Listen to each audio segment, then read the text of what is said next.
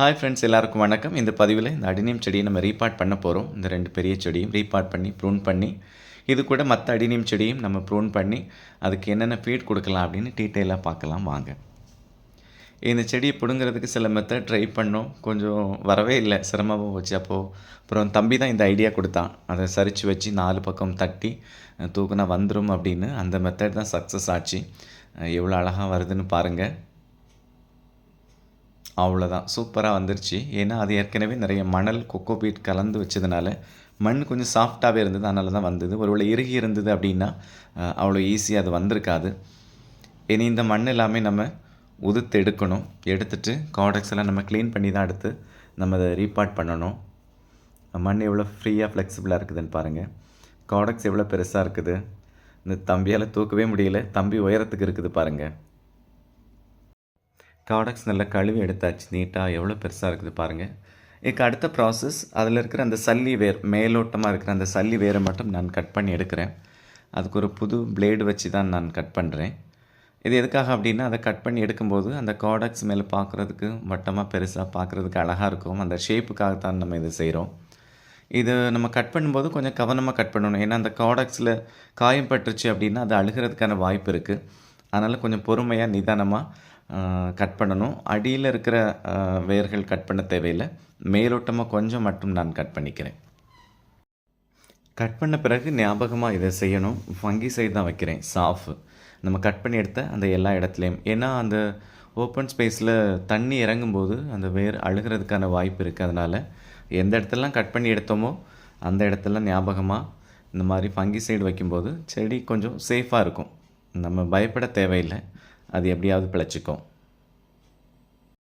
செடி நம்ம நடுறதுக்கு முன்னாடி அதுக்கான பாட்டிங் மிக்ஸ் பார்த்துடலாம். அதாவது சிலர் அதில் நம்ம பிடிங்கி எடுத்த அந்த பழைய மண்ணை மறுபடியும் ரீசைக்கிள் பண்ணுவாங்க. ஆனால் நான் அப்படி செய்கிறதில்ல. எப்போவுமே நான் பழைய மண்ணை பயன்படுத்த மாட்டேன். புதுசாக தான் ரெடி பண்ணுவோம். இப்போது ஒருத்தங்க கமெண்டில் கேட்டாங்க, அடிநீத்துக்கான பாட்டிங் மிக்ஸ் சொல்லுங்கள் அப்படின்னு. அது ஒரு இந்த சமயத்தை ஒரு வாய்ப்பாக வச்சு நம்ம புதுசாக மண் ரெடி பண்ணியே பயன்படுத்தலாம் அப்படின்னு நினைக்கிறேன். முதல்ல நல்ல செம்மண் கொஞ்சம் கட்டியாக இருந்தது, அதை உடச்சி எடுத்துருக்கிறேன் நல்ல பவுடராக. அதுக்கு மேலே மணல் போட்டிருக்கிறேன். மணல் இது நல்ல ஆற்று மணல். அது ஒரு முறை மழையில் கொஞ்சம் நனைஞ்சி கட்டியாயிருச்சு. அதனால் அதை கொஞ்சம் உடச்சி விட்டோம் அப்படின்னா நல்லாயிருக்கும். நீங்கள் பாருங்கள், அதுவே எவ்வளோ பொடியாக இருக்குது பாருங்கள். அரிச்சு எடுத்த மணல் போல் இருக்குது. அவ்வளோதான். அதுக்கு மேலே மாட்டு தொழு உரம் சேர்க்குறோம். நல்ல காஞ்சி மக்கின மாட்டு தொழு உரம். இது சிலர் கட்டியாக அப்படியே அள்ளி போட்டுருவாங்க. நீங்கள் கட்டியாக போட்டிங்க அப்படின்னா அந்த எஃபெக்டை செடி அவ்வளோ சீக்கிரமாக எடுக்காது. நான் எப்போவுமே நல்ல பொடியாக்கி தான் போடுறது. அப்போது அந்த உர சக்தி செடி சீக்கிரமாக அப்சார்ப் பண்ணிக்கும். அது மாட்டு தொழு உரமாக இருந்தாலும் சரி, ஆட்டு சாணமாக இருந்தாலும் சரி, ரெண்டுமே நல்ல பொடியாக்கி போடுறது நல்லது. அவ்வளோதான், இது போதும். ஒரு குறிப்பிட்ட அளவு தான், ஒரு 5ல் 1 பங்கு போட்டாலே போதும். இதுக்கு பிறகு நான் வேப்பம் புண்ணாக்கு சேர்க்குறேன். இது ஒரு கையளவு வேப்பம் புண்ணாக்கு. இது வேர்பூச்சி விழாமல் இருக்கிறதுக்கு, ஃபங்கஸ் அட்டாக் கூட கொஞ்சம் சரி செய்யும்.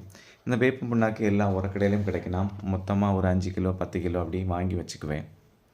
இது போன் மீல், எலும்பு பொடி. இதுவும் ஒரு கையளவு தான் போட்டிருக்கேன், அவ்வளோ போதும். இது நான் அமேசானில் தான் வாங்குகிறேன். எப்போவுமே என்கிட்ட ஸ்டாக் இருந்தே வரும். ஒரு 3 கிலோ 4 கிலோ அப்படின்னு மொத்தமாக வாங்கிக்குவோம். இது எலும்பு பொடி எதுக்காக அப்படின்னா, அந்த செடி கொஞ்சம் புஷ்டியாக நல்லா ஊக்கமாக வளர்கிறதுக்காக கொடுக்கறது தான். அதுக்கு மேலே வெள்ளையாக ஒரு பொடி போடுறது என்ன அப்படின்னா, சூடாமோனஸ் பொதுவாகவே ஃபங்கஸ் அட்டாக் இல்லாமல் அந்த மண்ணை தயார் செய்கிறதுக்காக நம்ம சேர்க்குறோம். அது எல்லா உரக்கடையிலையும் இருக்குது, ஆன்லைன்லேயும் அவைலபிளாக இருக்குது, நீங்கள் வாங்கிக்கலாம். இல்லை ஒருவேளை சூடாமோனஸ் எனக்கு இல்லை அப்படின்னா நம்ம வேப்ப மண்ணாக்கு சேர்த்துருக்கிறதுனால அதுவே போதும். இப்போ கடைசியாக கொக்கோபீட் சேர்க்குறோம். கொக்கோபீட் சிலர் அப்படியே பொடி அள்ளி போட்டுருவாங்க. ஆனால் அதை தண்ணியில் ஊற வச்சு போடுறது நல்லது. அல்லது நம்ம செடி வச்ச பிறகு அது ஊறி மண் மேலே வந்துக்கிட்டே இருக்கும்.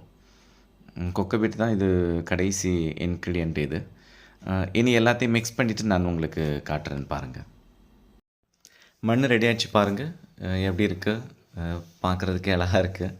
அது அடினியமாக இருக்கட்டும், ரோஸாக இருக்கட்டும், இது மாதிரி உதிரியாக சாஃப்டான ஒரு மண்ணில் நம்ம செடி வைக்கும்போது அது கண்டிப்பாக உடனே ஒரு நல்ல க்ரோத் இருக்கும். இப்போ நம்ம அதே பாட்டில் தான் வைக்கிறேன். ஏற்கனவே 14 இன்ச் பாட்டில் தான் இருந்தது. நான் ஏற்கனவே ஒரு தவறு செய்தேன் வைக்கும்போது. அந்த கார்டெக்ஸை உள்ளே தள்ளி வச்சுட்டேன்.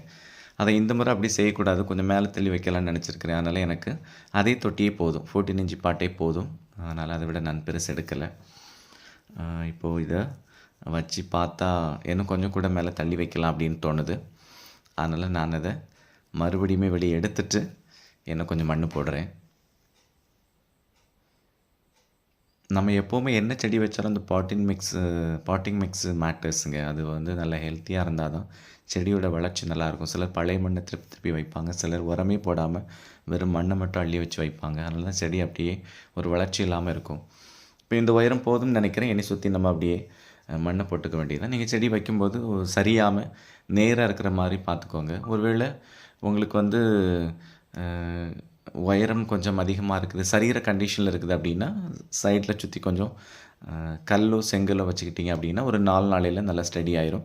அதுக்கப்புறம் நம்ம அந்த கல்லெல்லாம் எடுத்துடலாம். 4 பக்கம் சுற்றி போட்டுக்குவோம்.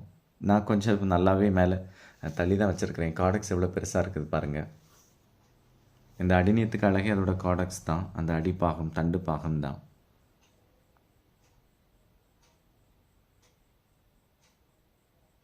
அவ்வளோதான். இது மாதிரி நம்ம அந்த 2 பெரிய செடியுமே நம்ம ரீபாட் பண்ணிக்குவோம். இந்த மண் ப்ராசஸ் எல்லாம் முடிச்சுட்டு நான் உங்களுக்கு காட்டுறேன். 2 செடியும் வச்சு முடித்தாச்சு. எப்படி இருக்குன்னு பாருங்கள். காடக்ஸ் பார்க்குறதுக்கு ஒரு அழகாக இருக்குது. நல்ல பெரிய செடியாக இருக்குது பார்க்குறதுக்கு. ஆனால் 2 செடியோட கலர் கொஞ்சம் வித்தியாசம். 2மே சீட்லேருந்து முளைச்சி வந்தது தான். ஒன்று கொஞ்சம் நல்லா பிங்க்கு, ஒன்று கொஞ்சம் டார்க் பிங்க்கு. இப்போ 2யுமே காடக்ஸ் மேலே தள்ளி தான் வச்சுருக்கேன். இனி நம்ம தண்ணி கொடுக்க வேண்டியது தான். நான் சாஃப் ஃபங்கிசைட் கலந்து தான் எடுத்திருக்கேன். எப்போவுமே நீங்கள் ஃபஸ்ட் வாட்டர் கொடுக்கும்போது அது ரோஸுக்கோ அடிநியத்துக்கோ சாஃப் கலந்து கொடுக்குறது நல்லது. அவ்வளோதான். இது மாதிரி நம்ம 2 செடிக்குமே ஊற்றி விட்டுட்டு அடுத்த ஸ்டெப்புக்கு நம்ம கடந்து போவோம். இப்போ நம்ம அந்த கிளைகள் எல்லாம் ப்ரூன் பண்ணி விடுறோம். வழக்கமாகவே ஒரு 6 மாதத்துக்கு ஒரு முறை இது மாதிரி ப்ரூன் பண்ணி வச்சோம் அப்படின்னா நிறைய கிளைகள் எடுத்து செடி நல்லா பெருசாக வளர்கிறதுக்கான வாய்ப்பு இருக்குது. இப்போ கூட இது கொஞ்சம் அதிகமாக வளர்ந்துருச்சு. ஒரு 2 மாதம் முன்னாடி நான் ப்ரூன் பண்ணக்கூடியது. இந்த காய்கள் கூட நிறைய இருக்குது பாருங்கள். நான் நினச்சி ரீபாட் பண்ணிவிட்டு அதை சேர்ந்தால ப்ரூன் பண்ணலாம் அப்படின்னு அதுக்காக வெயிட் பண்ணேன்.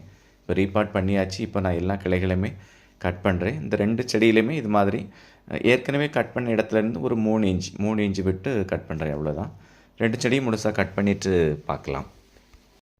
நம்ம ப்ரூன் பண்ணியாச்சு. அதுக்கு பிறகு இப்போ நம்ம ஃபங்கிசைடு வச்சு சீல் பண்ணுறோம். இது அடினியம் மட்டுமல்ல, வழக்கமாக நம்ம ரோஸ் ப்ரூன் பண்ணாலும் அந்த எட்ஜஸில் இது மாதிரி வைப்போம். அதில் தண்ணி பட்டு தண்ணி இறங்கி ஃபங்கஸ் அட்டாக் வந்து அந்த ஸ்டெம்பு டைபேக் ஆகாமல் இருக்கிறதுக்காக நம்ம வைக்கிறோம். அதனால் ஒரு கிளை கூட மிஸ் ஆகாமல் எல்லா ஸ்டெப்லேயும் நம்ம தொட்டு வைக்கணும். இது செடியோட ஒரு சேஃப்டிக்காகத்தான். ஃபங்கிசைடு வச்சு முடித்தாச்சு. அந்த முழு ப்ராசஸுமே முடிஞ்சிருச்சு. இப்போ செடி ப்ரூன் பண்ண பிறகு எப்படி இருக்குன்னு பாருங்கள். அது ப்ரூன் பண்ண பிறகு தான் அதில் இவ்வளோ கிளைகள் இருக்குதா அப்படிங்கிறதே நமக்கு தெரியுது. 2 செடியுமே ஒரே ஷேப்பில் தான் இருக்குது. இன்னொரு 10 நாளைக்கு அல்லது ஒரு வாரத்துக்கு இதை கொஞ்சம் ஷேடில் வைக்கணும். அதுக்கப்புறம் நம்ம சன்லைட்டுக்கு மாற்றிக்கலாம். இது அந்த கட் பண்ணி போட்ட கிளைகள்.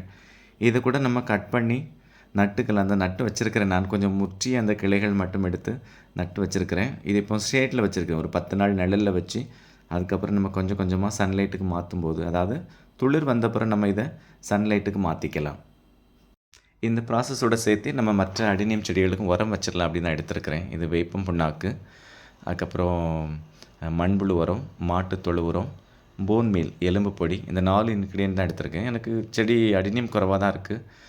அந்த செடிக்கு தேவையான அளவு நான் எடுத்துருக்கிறேன். இதை நம்ம இப்போது நல்லா மிக்ஸ் பண்ணிக்கலாம். மிக்ஸ் பண்ணியாச்சு. எப்படி இருக்குன்னு பாருங்கள். இது இனி நம்ம செடிக்கு கொடுக்கலாம். உரம் வைக்க வந்திருக்கோம். உரம் வைக்கிறதுக்கு முன்னாடி இந்த அடிப்பாகத்தை நம்ம கொஞ்சம் கிளறி விட்டுக்குவோம். கிளறதுக்கு முன்னாடி அது நல்லா காஞ்சிருக்கணும். இப்போ பாருங்கள் எவ்வளோ நல்லா காஞ்சிருக்கு. இது மாதிரி காஞ்சிருந்தால் தான் உரம் வச்சு தண்ணி கொடுக்கும்போது அந்த உரச்சத்தை செடி உடனே எடுக்கும். இது கொஞ்சம் பெரிய செடி. இதுக்குமே நம்ம நல்லா கிளறி விட்டுக்குவோம். எல்லா செடியும் கிளறியாச்சு. நம்ம தயார் பண்ணி வச்ச ஒரு உரமும் பக்கத்திலே இருக்குது. இப்போ நம்ம அள்ளி போட்டுக்க வேண்டியதான். செடியோட அளவு பொறுத்து. இது பார்த்திங்கன்னா 8 இன்ச்சு பாட்டு, கொஞ்சம் பெரிய செடி. அதனால் ஒரு 2 கையளவு போட்டுக்கிறேன். மற்ற எல்லாமே இது 7 இன்ச்சு பாட்டு, அதுக்கு ஒரு கையளவு போதும். மீதி எல்லாமே 6 இன்ச்சு பாட்டு தான். 6 இன்ச்சுனா கொஞ்சம் ஒரு அரை கையளவே போதும், அதிகமாக போட தேவையில்லை. இது கொஞ்சம் பெரிய செடி, இதுக்கு ஒரு 2 கையளவு போட்டிருக்கிறேன். இது மாதிரி செடியோட அளவு பொறுத்து நம்ம கொடுத்தா போதும். சிலர் நிறைய போட்டுருவாங்க, அது சூடு செடிக்கு. அவ்வளோதான். இப்போது மறுபடியும் அது ஒரு முறை அதே கம்பியை வச்சு நம்ம கிளறி விட்டுக்குவோம். அல்லது மேலே மிதந்துகிட்டே இருக்கும், அந்த வேரில் அந்த உரம் போய் சேராது. சின்ன தொட்டியாக இருந்தாலுமே அதை ஒரு முறை கூட இது மாதிரி கிளறி விட்டுக்கிறது நல்லது, எல்லா செடியுமே. அவ்வளோதான், இந்த ப்ராசஸ் முடிஞ்சது. அடுத்து பக்கத்தில் தண்ணி ரெடியாக இருக்குது. எப்போல்லாம் உரம் கொடுக்குறோமோ அப்போல்லாம் உடனே தண்ணி கொடுக்கறது நல்லது. அவ்வளோதான், இன்றைக்கி உள்ள ப்ராசஸ் முடிஞ்சிருச்சு. ஸோ அடுத்த வீடியோவில் ரோஜா செடி அப்டேட் பார்ப்போம். இப்போது இங்கே மழை வந்திருக்குது இன்றைக்கி. இந்த மழையில் நம்ம ரோஜா செடி எப்படி இருக்குது அப்படின்னு அடுத்த வீடியோவில் பார்க்கலாம். ஸோ தொடர்ந்து நம்முடைய சேனலை பாருங்கள், லைக் பண்ணுங்கள், ஷேர் பண்ணுங்கள், சப்ஸ்கிரைப் பண்ணுங்கள். தேங்க்யூ.